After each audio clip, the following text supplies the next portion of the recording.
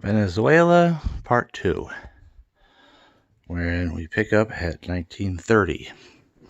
Well, actually, 1930 starts off with something kind of interesting, and for Venezuela, U.S. Venezuela, unique. Here's our 2 Bolivar. I regret not having a better specimen, but at least it shows up nicely. But the big ticket item for 1930 is, of course, the one and only gold coin that the United States made for Venezuela. It is also the last gold coin made while America was still making gold coins for itself, being that this is dated 1930. And then the only other gold coins that would come after we stopped would be for Saudi Arabia and Syria. And so those are kind of a different category. Nothing else comes that late. Guatemala's 1926. Cuba's done in 1916. Costa Rica finishes at 1928. Peru, we make our last planchets in 1919. And, well, as you can see, this is the last of the regular gold coins we make. And sure, anyone can have a gold coin. So, interestingly enough, we skipped 5 whole years before making some more. And still lots of silver coins, but nothing much changes as far as the designs. You've got Bolivar, his name, and that's the man. The liberator, he liberated Venezuela. And you have Estados Unidos de Venezuela, and the law is for 18.835% silver. This is a 1.25 gram thing. The only coin I'm not having represented by this is that there's also a 2.5 gram or half Bolivar. Then we have the whole Bolivar. They don't seem to ever even say the denomination as before. They just have that just by the weights of the silver alone. They're almost like bullion coins, except they're circulated. So this is 5 grams. So, and it's only an 0.835 alloy. And so that goes. And here's another 2 Bolivar, thankfully much better shape than the one for 1930 that I had. You can actually see the name of the designer, Bar. Anyway. And there's the back. Okay, and of course, the standard bearer, to which all other silver coins here are subsidiary. Barre, B-A-R-R-E, that's it, okay. Alright, and that is 25 grams, 5, 10, and 25. And there's our date, lay 900, so that's 0.900, 90% silver. So, except for being a little bit smaller, thinner, lighter, whatever, only 25 grams instead of 26.7 stuff. There's a little bit less weight, but the overall alloy is the same. It's almost like the American silver dollar.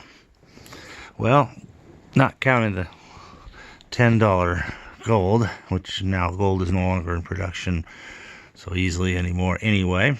The whole gamut is seen from 1936. Here's a 5 cent.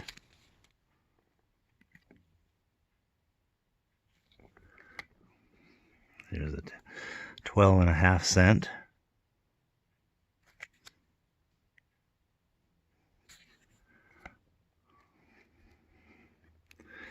Then here's the quarter Bolivar.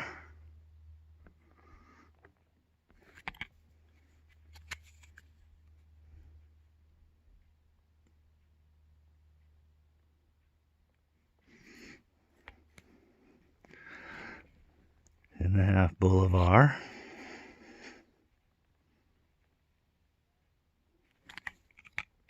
And another 1 Bolivar.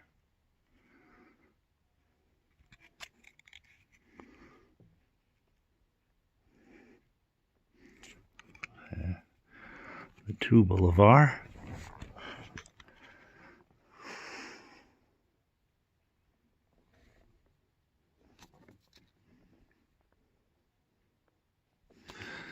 And as it turns out, for the last time, the 5 Bolivar. Probably after this, 900 silver is just too expensive for that much, for just a mere 5 Bolivars. So this denomination, well, they may continue on in banks or whatever, but I'm just thinking about how many times the unit silver coin seems to be kind of petering out for a lot of countries in the mid-1930s. We stopped peace dollars in 1935. The last Honduras lempiras in the 1930s. Let's see. Well, anyway, here's 1938, 5 centimos. Yeah. All right, and 12 and a half. Hard to get a good view of that. There we go. There.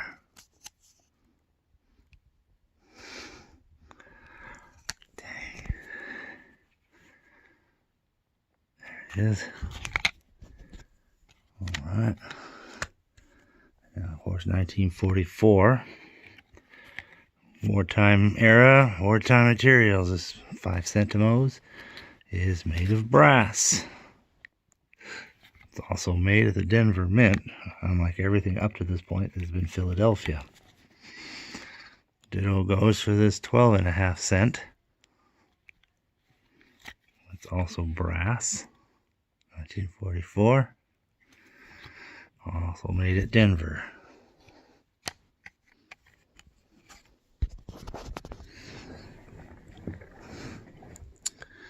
Even the quarter Bolivar, made of silver, that's also struck at Denver.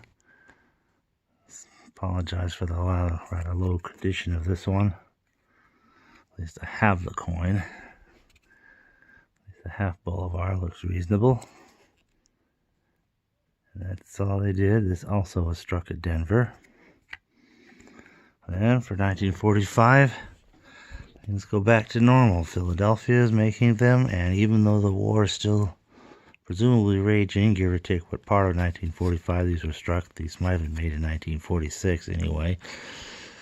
We're back to regular copper nickel for the 5 cent and the 12 and a half cent.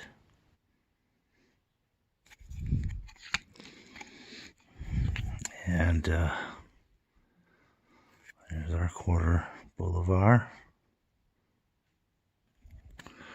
Pretty nice looking there.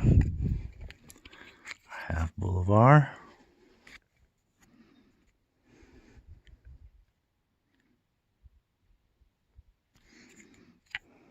And our 1 Bolivar.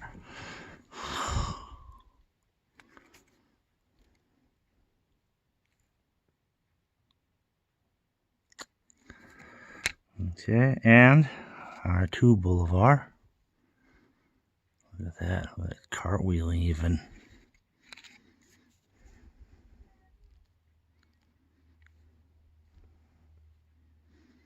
10 grams. And as it turns out, 1945 is the last appearance of the 2 Bolivar denomination. So we're losing our higher denominations. Well, 1946 is another 5 centimo.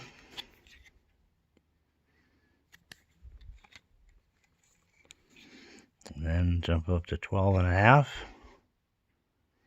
Guess you have to draw a line somewhere, don't you? 12 and a half, huh?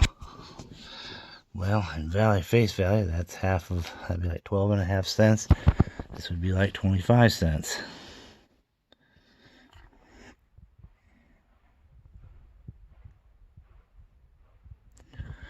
So, this would be like the 50 cents. Because it's half a Bolivar. 1946. Okay, then 1948. For some reason, the San Francisco Mint takes over for this year. There's our lovely 5 centimo. There's 12 and a half.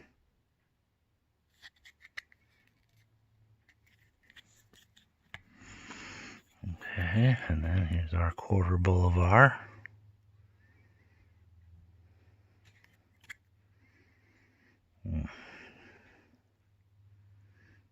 Hard to make it out in that weird toning there.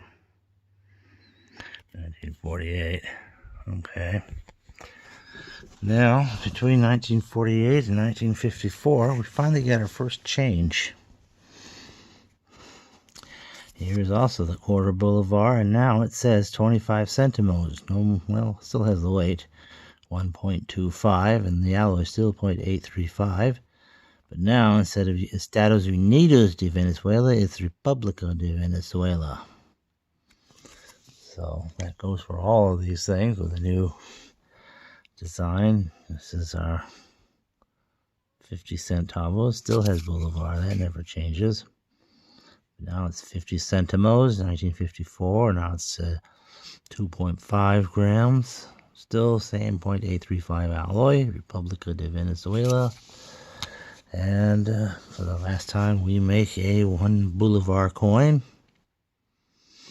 for Venezuela, 1954, Republica de Venezuela.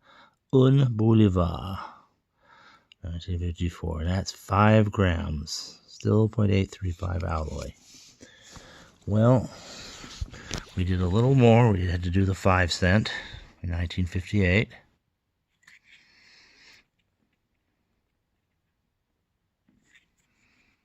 And the 10 cent.